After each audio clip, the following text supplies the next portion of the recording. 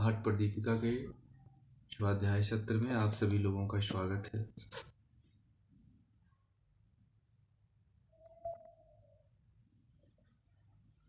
हठ पर दीपिका का सत्र प्रारंभ करने से पहले प्रार्थना करेंगे। आप सभी लोग जहाँ पे भी हैं, आप किसी भी ध्यानात्मक आसन में बैठे हैं, एक बार ओम का लंबा नाद करेंगे, फिर गायत्री मंत्र, महामृत्युंजय मंत्र और उसके बाद जो है सत्र का प्रारंभ करेंगे। गहरी श्वास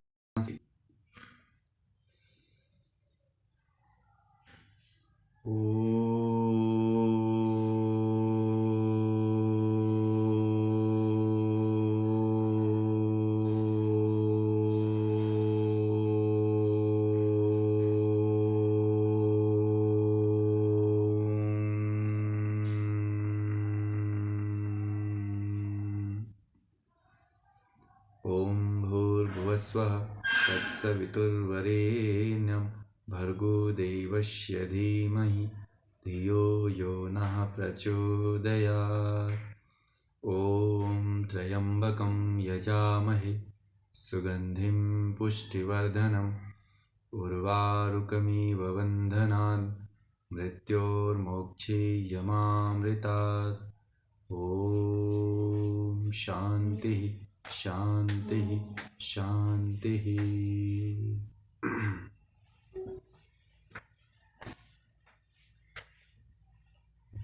तो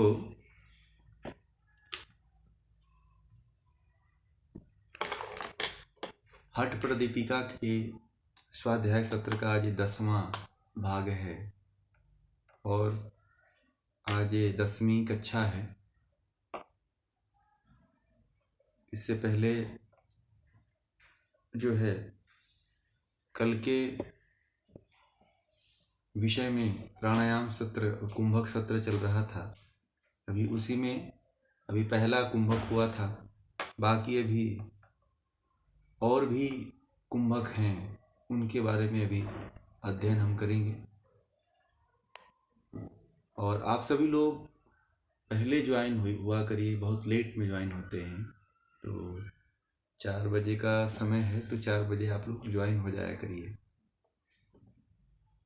शुरुआती लेट में जुड़ने से क्या होता है कि जब शुरू हो जाता है तो फिर कुछ लोगों को समझ में नहीं आता है, इसलिए पहले जुड़ा करें, आप लोगों को ही फायदा होगा। हम अपना सत्र प्रारंभ करते हैं।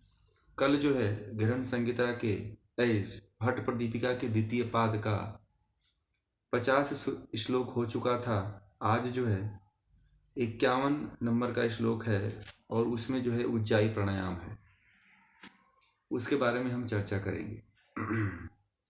तो सबसे पहले श्लोक को पढ़ते हैं। मुखम संयम्य नाड़ीभ्यामाकृष्य पवनं शनैः यथा लगति कंठा तु हृदयावधि सस्वनम। इसमें स्वात्माराम जी कह रहे हैं कि मुखम, मुख को बंद कर दोनों नाड़ियों से, नाभ्याम कृष्य यानी कि दोनों नाड़ियों से वायु को, पवनम शनैः यानी कि वायु को धीरे धीरे जो है इस प्रकार लेना चाहिए जिससे जो है कंठ से, यानी कि यहाँ पे लिखा हुआ है कंठातु हृदयावधि, यानी कि कंठ से लेकर के हृदय तक जो है सस्वनम हो, यानी कि हृदय से, कंठ से लेके हृदय प्रदेश तक जो है स्पर्श का अनुभव हो, एक नाद का अनुभव हो, हल्का सा जो है आवाज की अनुभूति हो। इस तरह से हमें दोनों नाक से ऐसे धीरे धीरे आकर्षण करते हुए कंठ से और हृदय तक जो है आवाज करते हुए वायु को लेना है, वायु का पूरक करना है। और कह रहे हैं आगे वाले ऐसा आवाज करते हुए, श्वास की आवाज करते हुए जो है, श्वास की आवाज करते हुए जो है लेना है, आवाज करना है। जो बोली की आवाज़ होती है वैसी आवाज़ नहीं आनी चाहिए। ऊंचाई प्राणायाम में ध्यान रखिएगा हमें सस्वन होना चाहिए। जैसे श्वास प्रश्वास की शोहम की जैसे ध्वनि आती है, शोहम, उसी प्रकार ध्वनि जो है श्वास की ऊंचाई प्राणायाम में आनी चाहिए। न कि जैसे कुछ लोग मुर्गे की आवाज़ निकालते हैं, कुछ लोग चिड़ियों की आवाज़ निकालते हैं, कुछ लोग बिल्ली की आवाज़ निकालते हैं, इस तरह से आवाज़ निकाला करते हैं। तो इस तरह से आवाज़ नहीं निकालना है, ये आप लोग ज़रूर ध्यान देंगे। इस तरह से अगर करते हैं तो फिर आप लोगों को समस्याएं आती हैं। तब ये हठ प्रदीपिका के अनुसार आप प्राणायाम नहीं कर रहे हैं, किसी और विधि से प्राणायाम फिर आप कर रहे हैं। इसमें श्वास की यहाँ पे लिखा है सस्वनम, यानी कि स्पर्श का अनुभव हो। यानी कि यहाँ पे कहा है कि श्वासों का हृदय से मतलब कि कंठ से लेके हृदय तक जो है श्वास की आवाज़ आती है, इस तरह से अनुभव हो, श्वास की आवाज़ आए, ऐसे श्वास दोनों नाक से आपको लेना है।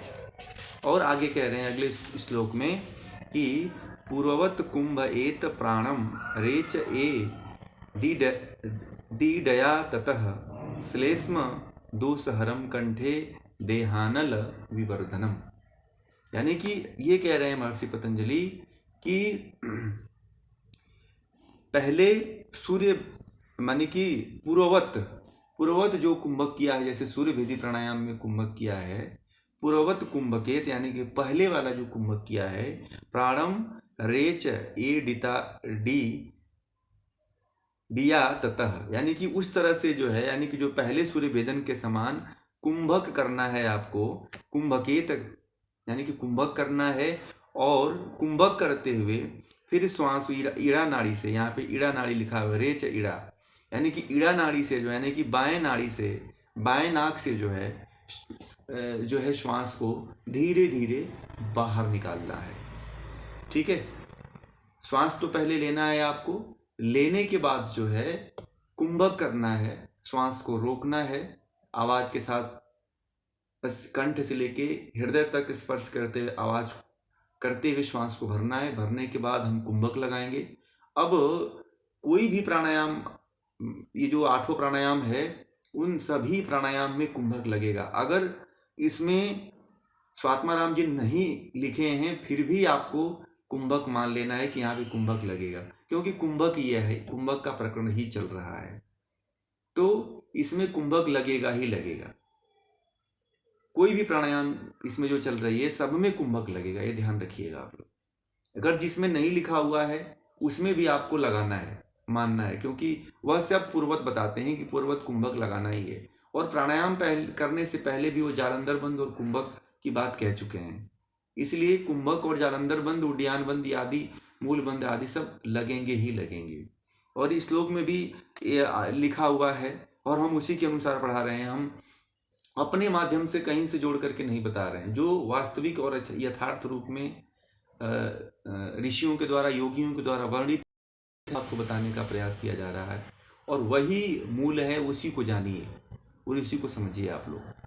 फिर कह रहे हैं कि बाएं नाड़ी से श्वास को निकाल दें इससे, और कह रहे हैं कि श्लेष्म दोष हरम कंठे देहानल विवर्धनम, यानी कि श्लेष्मा यानी कि मेद और कफ दोष जो है, इससे क्या होता है, श्वास से इससे कफ जन्य कंठ दोष दूर होता है। जो थायराइड की जो समस्या है, जो कंठ के दोष जितने भी होते हैं, थायराइड आदि की प्रॉब्लम जिनको होती है, गले से संबंधित जिनको प्रॉब्लम आती है, जिनको आवाज़ से संबंधित समस्याएं रहती हैं, जिनको तुलतुलाहट आदि की समस्या रहती है, उन सभी लोगों को जो है यह प्राणायाम बड़े ही लाभकारी होती है।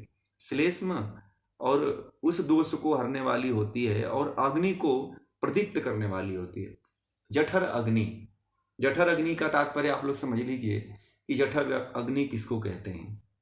जठर अग्नि पैंक्रियाज को कहते हैं, अंग्रेजी में पैंक्रियाज उसको कहते हैं। तो पैंक्रियाज अगर सही रूप से काम नहीं करता है तो उनको कब्ज की समस्या बनी रहती है, भोजन का पाचन सही से नहीं होता है, फिर जो है वह आदमी परेशान रहता है, तरह तरह की समस्याएं उसको होती रहती हैं। इसलिए जठराग्नि का प्रदीप्त होना शरीर में अति आवश्यक है। ये किनकी आवाज आ रही है, बंद करिए। ये ना अपना अपना माइक आप लोग बंद कर दिया करिए।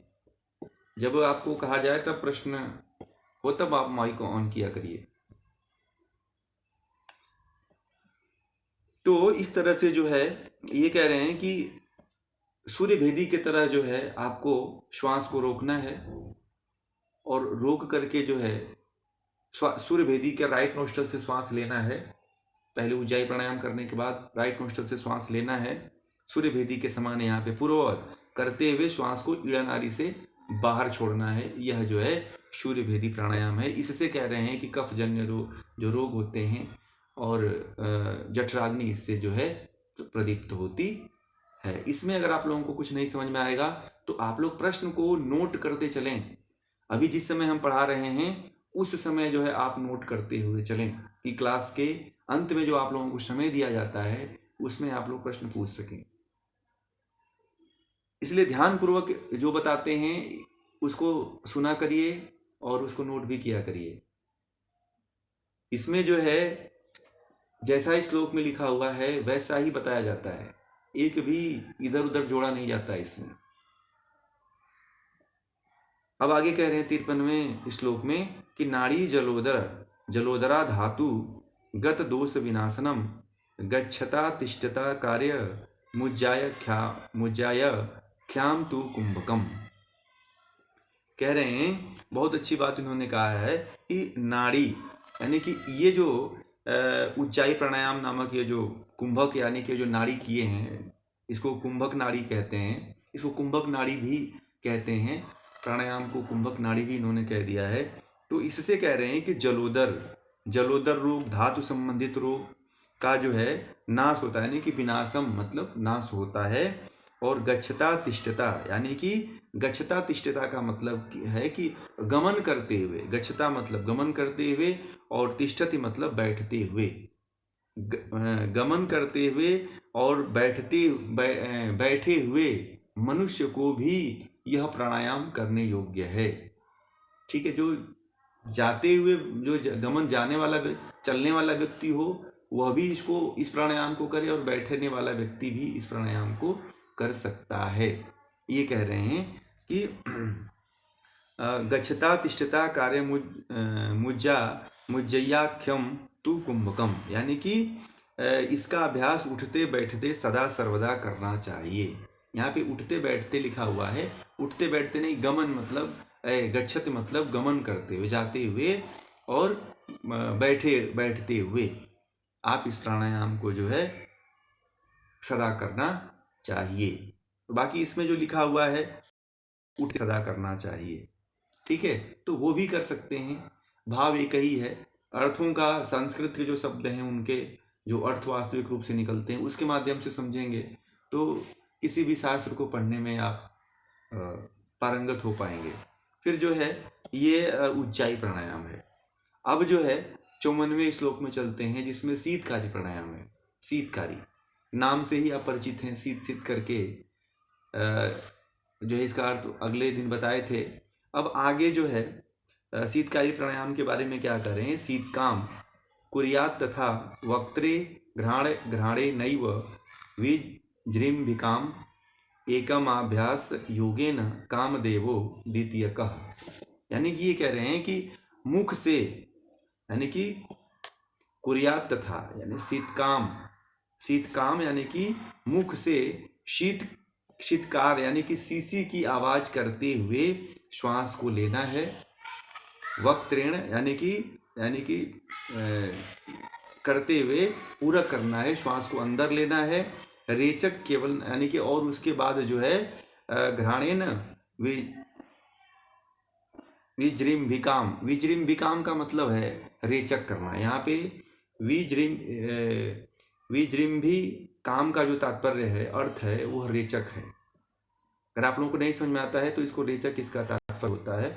तो यानी कि सी करते हुए मुंह को खोल लेना है और मुंह को खोल करके मुख से, अब कुछ लोग जो है दांतों के छिद्रों से लेते हैं, तो ऐसा नहीं है। देखिए कितनी भिन्नता है। हठ प्रदीपिका में शीतकारी प्राणायाम को कैसे कहा गया है कि मुख से शीतकार करते हुए। ठीक है, अब कुछ लोग दांतों को ऐसे ऐसे करके लेते हैं, तो वो अपना माध्यम है, उनका माध्यम है। परंतु यहाँ पे मुख से शीतकार करते हुए, ठीक है, ऐसे शीतकार करते हुए जो है श्वास को पूरा खोल करके भरना है। कोई जरूरी नहीं है कि दांतों के दोनों जबड़े मिले रहेंगे, मुख से भरना है श्वास को, ऐसे श्वास भर करके, और उसके बाद कुंभक करना है। ध्यान रखिएगा, ऐसा नहीं है कि इसमें नहीं लिखा हुआ है तो आपको कुंभक नहीं करना है, ठीक है ना। इसमें नहीं लिखा हुआ है तो कुंभक नहीं करना है। कुंभक उसके बाद शीतकार करते हुए श्वास लेंगे, श्वास लेने के बाद फिर जालंधर बंद लगाएंगे, फिर उड्डयन बंद लगाएंगे, और फिर श्वास को जब तक यथाशक्ति रोक के रखेंगे। रोकने के बाद फिर उसके बाद जो है रेचक केवल नसिका से करना है, मुंह से तो लेना है, परंतु रेचक जो है नसिका से करना है शीतकारी प्राणायाम में। इस प्रकार अभ्यास करने से जो है जो साधक होता है, जो योगी होता है, वह दूसरा कामदेव बन जाता है, यानी कि कामदेव द्वितीय का, यानी कि वह जो है दूसरा कामदेव बन जाता है। कामदेव को जानते हैं, कहा जाता है कि सबसे सुंदर हैं, यानी कि सभी इच्छाओं की जो पूरी करने वाला जो देवता है, पुराणों आदि में कहा गया है। तो और रति आदि के लिए बड़ा ही उत्कृष्ट रहता है कामदेव जो देवता है, उसके गुण कर्म स्वभाव के अनुसार उसको जानिए तो उस देवता के समान में व्यक्ति हो जाता है, चमकने लगता है, उसके अंदर सुंदरता होती है। कामदेव को देख करके सभी नर नारी जो है आकर्षित होते हैं, ऐसा पुराणों में कहा गया है। तो इस तरह से जो है उसके समान जो है शरीर जो है हो जाती है, कुंदन हो जाती है।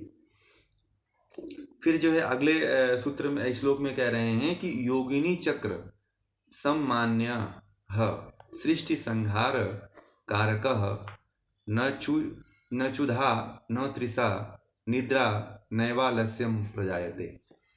यानी कि ये कह रहे हैं 55वें श्लोक में कि जो है वह योगी, यानी कि योगिनी यानी कि जो योगिनी चक्र समूह में सेवने योग्य होता है, समूह में सम्मान्य, इसमें जो लिखा हुआ है यानी कि वो समूह में प्रशंसित होता नहीं है, उसका थोड़ा सा अर्थ संस्कृत में अलग है, और उसका जो तात्पर्य है कि योगियों के समूह में सेवन योग्य होता है, यानी कि जो योगी होते हैं उसे उनके समूह में जो है जो शीतकारी प्राणायाम करता है उसके उनके बीच में वो आदर्श होता है, यानी कि उसकी बात को, उसकी क्रिया को, उसके गुणक्रम स्वभाव को लोग सेवने योग्य मतलब कि मानने योग्य होते हैं, यानी कि मानते हैं लोग कि ये व्यक्ति अच्छा है, ये जो करता है यह अच्छा करता है। और फिर आगे कह रहे हैं कि विश्वम यानी कि सृष्टि संहार कारक, वह जो है एक बात इसमें कही गई है कि सृष्टि का संहार और उत्पत्ति और संहार, संसार का जो है संहार करने वाला और सृष्टि और संहार करने में सक्षम होता है जो शीतकारी प्राणायाम करता है। तो ऐसा नहीं है कि वह जो है पूरे सृष्टि को नष्ट कर दे और विनष्ट करने की क्षमता उसके अंदर, ऐसा नहीं कि वो पूरी सृष्टि को नष्ट करने की क्षमता रखता है, ऐसा नहीं है। कोई भी योगी जो होता है वह योग बल को प्राप्त कर लेता है तो वह उसकी भी एक सीमा है और अपनी सीमा के अंतर्गत ही सृष्टि की वस्तुओं को नष्ट करता है। एक साधारण मनुष्य भी, उसके अंदर भी एक क्षमता होती है और वह अपने क्षमता के अनुसार किसी व्यक्ति को नुकसान पहुंचाता है। जितनी जिसकी क्षमता है वह उतना ही किसी संसार के पदार्थ को क्षति पहुंचा सकता है, अपने क्षमता के से ज़्यादा किसी को नुकसान नहीं कर सकता है। कोई व्यक्ति, मान लीजिए कि व्यक्ति दिल्ली में रहता है तो दिल्ली के आसपास के क्षेत्रों में वो नुकसान पहुंचे, रात के क्षेत्र में नहीं आकर के नुकसान पहुंचा पाएगा, क्योंकि उसकी क्षमता दिल्ली के कुछ गांव तक है ना। तो जो योगी होता है, जो इसमें बात कही गई है कि जो है सृष्टि का संहार कारक हो जाता है, तो ऐसा नहीं है, पूरा सृष्टि का संहारक नहीं हो सकता है, जितनी उसकी क्षमता होती है उतना ही होता है।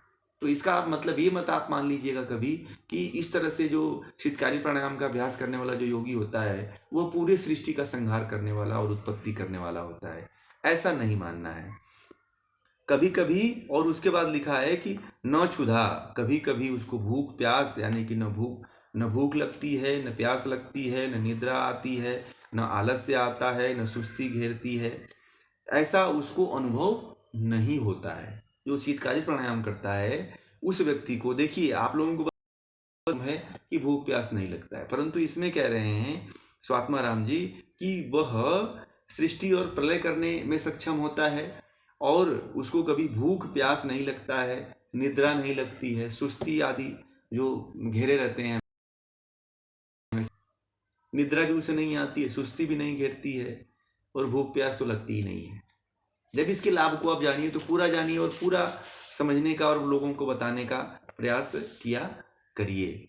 तो ये दो शब्द थे, उसके बारे में मैंने चर्चा करने का प्रयास, क्योंकि वो कोई भी व्यक्ति अपनी क्षमता जहाँ जो रहता है अपनी क्षमता के अनुसार ही किसी को नुकसान या फायदा पहुँचा पाता है, उसे ज़्यादा नहीं कर पाता है। फिर आगे जो है उन्होंने कहा है अगले 56वें श्लोक में कि भवेत स्वच्छंद देहस्तु सर्वोपद्रव वर्जितः अनेन विधिना सत्यम योगिंद्रो भूमि मंडले। उन्होंने ये कहा है कि इस प्रकार अभ्यास करते हुए निसंदेह साधक अपने जो शरीर को, यानी कि भवेत स्वच्छंद देहस्तु, यानी कि इस प्रकार अगर अभ्यास निसंदेह पूर्वक करता है तो साधक अपने शरीर को पूर्ण क्या करता है, पूर्ण रूप से नियंत्रण पा लेता है, सर्वो उपद्रव वर्जित, यानी कि सभी तरह के उपद्रवों को जीत लेता है, उपद्रवों से बच जाता है, और इस भूमि मंडल पे एक विख्यात इंद्र के भांति, विख्यात इंद्र के भांति वो भी हो जाता है। विधि ने इंद्रो, यानी कि सत्यम योगिंद्रो, यानी कि वह एक सत्यवादी की तरह जो है इंद्र की भांति जो है हो जाता है। अगर शीतकाली प्राणायाम करता है तो उसके अंदर बल भी आ जाते हैं, वह सभी तरह के उपद्रवों से मुक्त भी हो जाता है, वह अनेक प्रकार के विधियों का जानकार हो जाता है, और उसके देह में बल बढ़ जाता है, और योगियों में इंद्र के समान भूमि के मंडल में संपूर्ण उपद्रव से रहित हो जाता है, और एक विख्यात योगी बन जाता है। अगर कोई शीतकाली प्राणायाम करता है तो जिनको यश की बड़ी चिंता रहती हो कि मेरा नाम नहीं हुआ है, मुझे लोग जानते नहीं हैं, मुझे लोग पहचानते नहीं हैं कि मैं योग करता हूँ, वो लोग शीतकाली प्राणायाम करें तो वह जो है उनको जो है ये सारी चीज़ें प्राप्त हो जाएगी। जो जिनको यश की भूख लगी रहती है, जो यश प्राप्त करना चाहते हैं योग में, योग के क्षेत्र में, तो वह शीतकाली प्राणायाम अधिक से अधिक कुंभक करके करें तो ये उनको यश चारों दिशाओं में फैल जाता है, उस व्यक्ति को जानने लगते हैं। इसलिए शीतकाली प्राणायाम करिए। शीतकाली प्राणायाम बड़ा ही यश को फैलाना है, अपने यश को दूर दूर तक लोगों तक फैले। प्राणायाम करिए, दुनिया में आपका यश फैल जाएगा। आपको आने के जो फिल्म इंडस्ट्री में नहीं आना पड़ेगा, बिना फिल्म इंडस्ट्री में गए हुए ही आपको पूरी दुनिया जानने लग जाएगी। कुछ लोग तो केवल अपने आप को शो करने के लिए भी गलत कार्य कर लेते हैं कि इस बहाने भी चलो मैं पेपर में मेरा नाम आ जाएगा, टीवी पे न्यूज़ चैनल में मेरा नाम आ जाएगा। तो इस तरह से भी कुछ लोग करते हैं जो यश के बड़े भूखे होते हैं। तो जो यश के बड़े भूखे होते हैं उनको जो है शीतकाली प्राणायाम करना चाहिए, तो उनको जो है उनकी प्रसिद्धि हो जाती है, उनका वो विश्व विख्यात हो जाते हैं, उनको चारों तरफ से उनको लोग जो है जानने मानने लगते हैं। अब जो है शीतकाली के बाद जो है अब शीतली प्राणायाम। तो शीतली प्राणायाम में क्या है, जिह्वया वायुमाकृष्य पूर्ववत कुंभ साधनम शनकैर्घ्राण रंध्राभ्याम रेचयेत पवनम सुधि। यानी कि इसमें उन्होंने क्या कहा है कि जीभ को दोनों, यानी कि यहाँ पे कहा है जिह्वया वायुमाकृष्य, यानी कि जिह्वा के द्वारा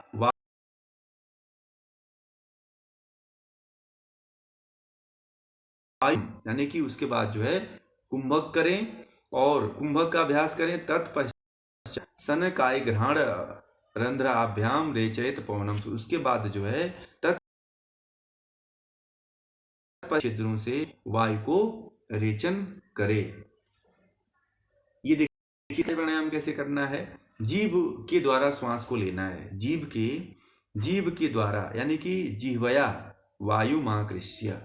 तो एक दो लोग जो है जीभ को मोड़ के लेते हैं, सब बहुत लोगों की जीभ नहीं मुड़ती है, कुछ लोग ऐसे कर, ठीक है, कुछ लोग जीभ को मोड़ के करते हैं। अब जिनका जीभ नहीं मुड़ता है तो ऐसे करें। तो इस तरह से साइड से भी अगर जीभ को टच करते हुए अगर आपने, तो ये शास्त्रीय जो मैंने अभी किया है वो शास्त्रीय है, जो महर्षि जो है स्वात्माराम बता रहे हैं। इस तरह से जीभ को टच करते हुए श्वास को भरें और उसके कुंभक लगाएं, श्वास को रोकें यथाशक्ति, जितने देर तक श्वास को रोकें। और उसके बाद से है दोनों नाक से जो है रेचक। इस तरह से ये कह रहे हैं कि यह जो है शीतली प्राणायाम है, इसी को जो है शीतली प्राणायाम कहते हैं। अब आगे जो है कह रहे हैं कि 58 श्लोक में कि गुल्म प्लीहादिकान रोगान ज्वरम पित्तम क्षुधा त्रिसाम विषाणी शीतली नाम शीतली नामक कुंभक, यानी कि गुल्म प्लीहा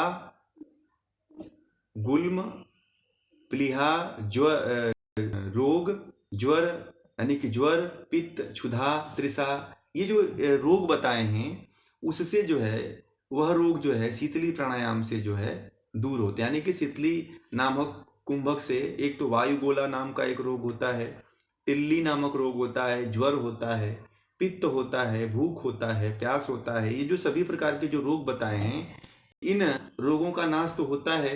उसके साथ साथ जो है शरीर में जो है विषाणी, जितने शरीर में अगर कहीं विष है कहीं जहर है तो वह जहर भी इस शीतली प्राणायाम के करने से जो है नष्ट होता है। इस तरह से इस शीतली प्राणायाम का अभ्यास करना चाहिए। अब इसमें कुछ रोग आए हैं तो उन रोग के बारे में आप लोगों को बताते हैं। पहला है वायुगोला। वायुगोला रोग क्या होता है? वायुगोला रोग उसमें क्या होता है, नाभि के ऊपर जो है एक गोल जगह होती है। नाभि के ऊपर देखेंगे तो एक गोल जगह रहती है और वह गोल जगह मतलब उस जगह में वायु रुक जाती है और वायु उसमें जो है लगता है कि पेट की गांठ बन गई है, ऊपर जो है फूला सा देता है नाभि में। कुछ लोगों की नाभि जो है जो गोल वाला भाग है वो उठा होता है, बड़ी होती है, फूला सा होता है और लगता है छूने के बाद की गांठ है। तो इसी को जो है गुल्म रोग भी कहते हैं और या गुल्म या वायुगोला दोनों कहते हैं। इसी को वायुगोला या गुल्म कहते हैं, इसी को गुल्म रोग या वायुगोला रोग कहते हैं।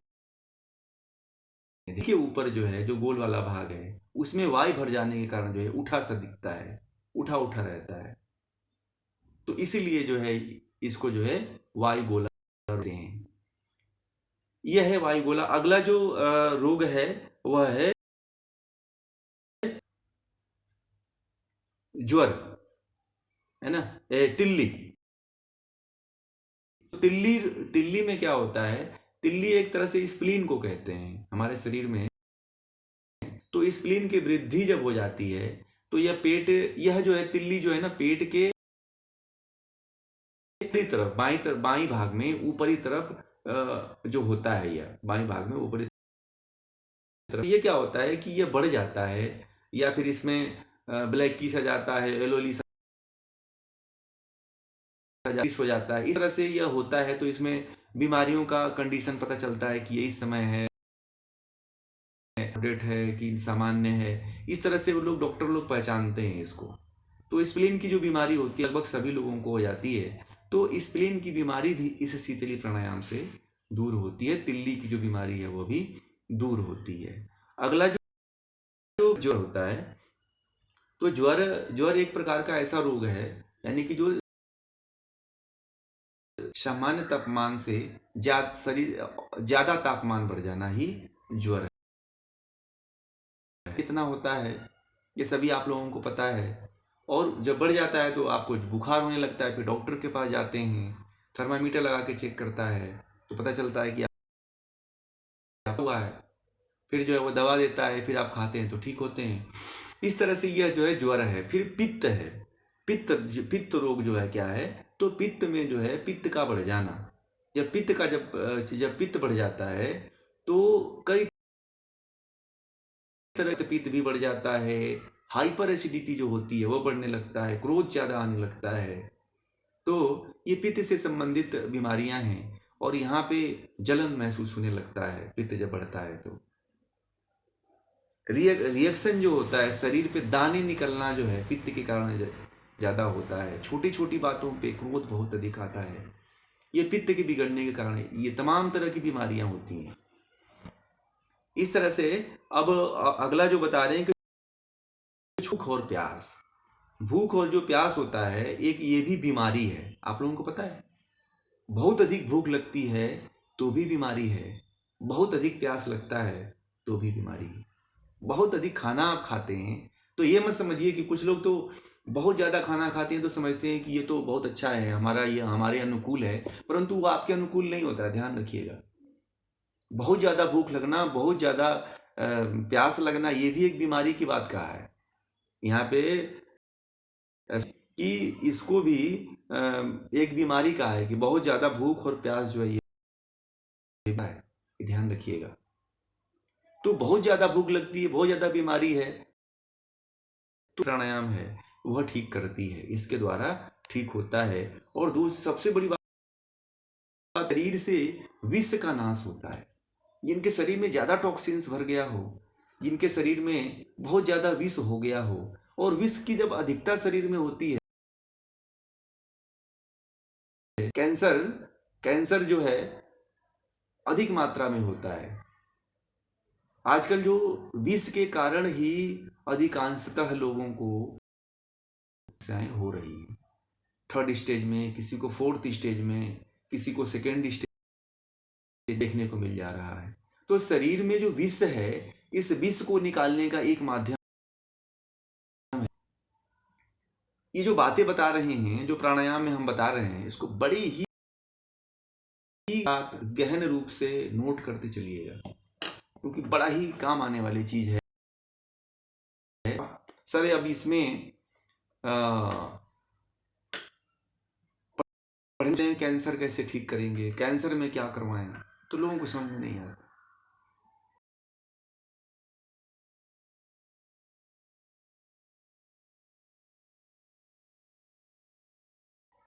किसी भी तरह का स्टेज का कैंसर है, उस व्यक्ति को आप सीधे प्राणायाम करवा दो। फिर आगे जो है ये जो है जितने प्रकार के रोग थे इसमें दिए हुए, वो सभी रोग शरीर में जो है विष का जो प्रभाव होता है वो भी नष्ट हो जाता है।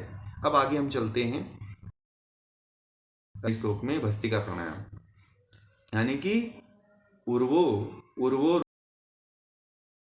उभे पादतले उभे पद्मासनम भवेदेतत् प्रणासनम, यानी कि जो है दोनों एड़ियों को दोनों जंघाओं पर रख करके, यानी कि उर्वोरपि संस्थाप्य शुभे के ऊपर स्थापित करना है। और पद्मासन भवेदेतत् होता है। इस तरह से इन्होंने इस श्लोक में सर्व पाप नाशनम,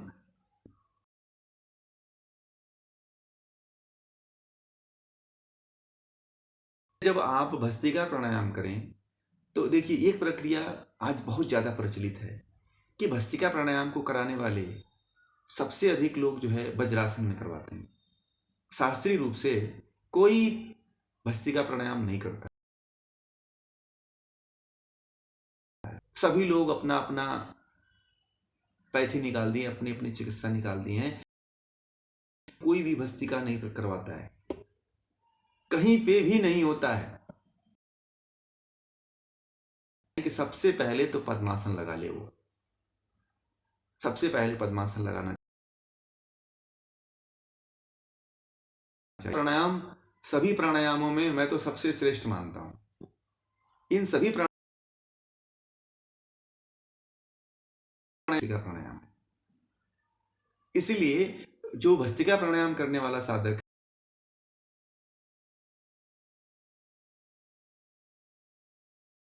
है लगा करके ही भस्त्रिका प्राणायाम करे। अब इसके फायदे को कोई जानता नहीं है। स्वात्माराम तो बहुत 1000 साल पहले कह कर चले गए, परंतु जो अभी कुछ सालों से जो योग चल रहा है, इसमें भी ना ही इस विषय की कोई बात करता है कि भस्त्रिका प्राणायाम जो है पद्मासन। सबसे पहले पद्मासन आना चाहिए, पद्मासन में बैठ करके ही, बाकी किसी आसन में उतना फायदेमंद होता ही नहीं।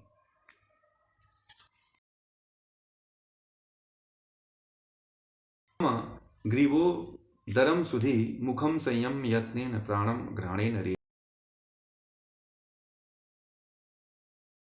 पद्मासन में सम्यक पूर्वक पद्मासन में बैठ जाइए। बद्ध्वा सम यानी कि गर्दन को सीधा रखिए, ग्रीवा को गर्दन को सीधा रखिए और सीधा रखिए। फिर मुख को बंद करके यत्न पूर्वक मुखम सम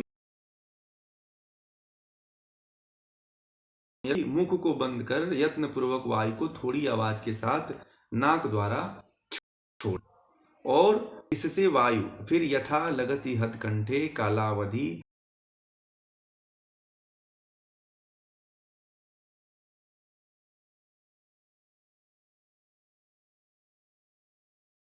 विरेच एत द्वत पर एच पुनः पुनः, यानी कि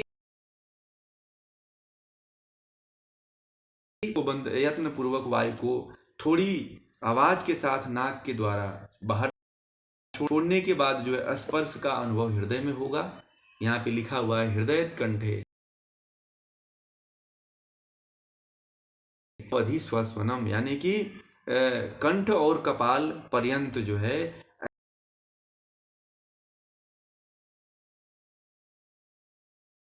चात वायु को हृदय कमल तक वेग पूर्वक आवाज के साथ भरें।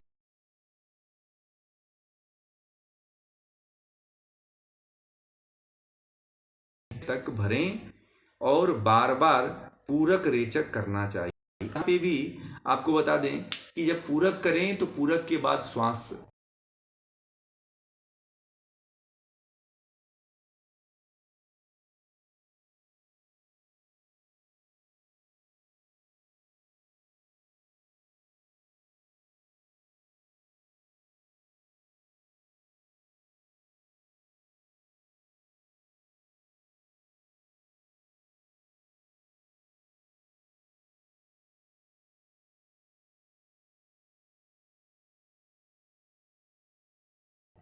और तेजी के साथ वेग के साथ हृदय तक श्वास को लेना है और पूरी तरह से श्वास, यही जो है भस्त्रिका प्राणायाम है। इस तरह से